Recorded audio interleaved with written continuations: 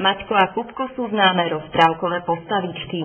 Všeličo zažívajú pri práci s ovečkami a ich pestrý život sa preniesol aj v slávnostnej akadémii ku Dňu Maciek, ktorú pripravili žiaci a učitelia základnej školy na Komenského ulici vo Svitne. Kto by nahľadol minulých dňoch do Svitského domu kultúry, mal by určite pocit, že je v inom svete. A naozaj by bol. Tak ocítate sa v rozprávke Maťko a Kupko pod Tatrami.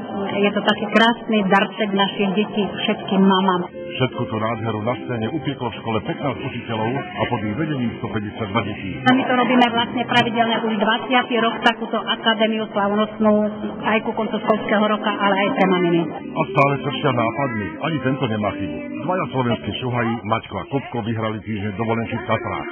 Chceli ísť prejsť krížom krážom a niečo zažiť. Liptovskú tepličku, Mengusovce, Lendák.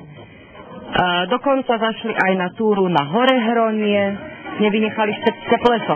Každá z obcí bola vo sviežom pásme zastúpená. Rozprávkovú dvojicu sprevádzali postavy z iného i reálneho sveta. Budeme hrať vily, no také, že budeme mať kriplami. Ja som Rajsko, ktorý bude celý deň behať po Tatramskom lese. Budem robiť Karla Gota. Ja budem predstavovať kouboja.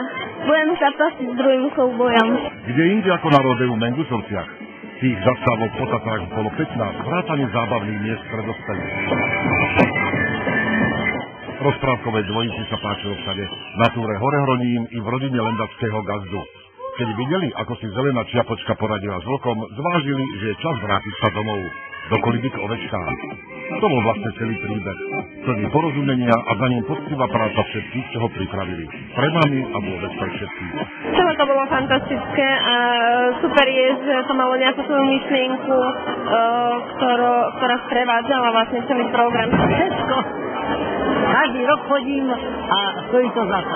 Mne sa najviac páčilo to podanie Maťka a Kupka. Žili sme s tým javiskom, fakt sme sa bavili. Myslím, že to tých ľudí, všetkých veľmi spojí, všetkých žiakov, všetkých učiteľov, takže je to len veľký prínos a veľký záležitosť pre všetkých. Lepšie sa toto vydarené dielo ani zhodnotiť nedá.